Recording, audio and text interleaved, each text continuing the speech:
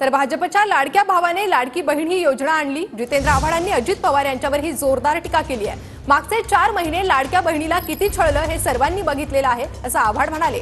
तर आव्हाडांना हळद्या रोग झालाय, त्यांना फक्त दादा दिसतात अशी टीका मिटकरींनी केली आहे। तुम्ही तुमच्या कार्यकर्त्यांना द्या, पण आमदाराला अगदीच कटोरा घेऊन भीक मागण्याचं उभं करू नका। आमदार आमदार आहे। उद्याचं सरकार गेलं तर तुम्हीही फक्त आमदार राहणार आहात। अर्थमंत्र्यांशी तुम्ही या सगळ्या संदर्भात काही बोललात? अर्थमंत्र्यांना मी जवळजवळ 50 पत्र पाठवली, 50 फोन त्यांच्या पीएला केले। सगळ्यांनी सांगितलं अर्थमंत्री काय तुम्हाला अपॉइंटमेंट द्यायला तयार नाहीत। तुमच्या पक्षातले काही आमदार आज अर्थमंत्र्यांच्या अर्थात उपमुख्यमंत्री अजित पवारांच्या बंगल्यावरती होते आणि ते निधीसाठी गेलेले होते।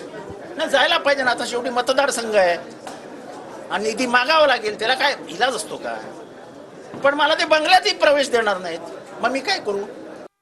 असं आहे, मीडियात म्हणजे बूम समोर आला तर त्यांना अजितदादा दिसतात। जसं संताजी धनाजीचे घोडे औरंगजेबाच्या त्या सैनिकांना पाण्यात दिसायचे, तसे अजितदादा हे या आव्हाड साहेबांना दिसतात।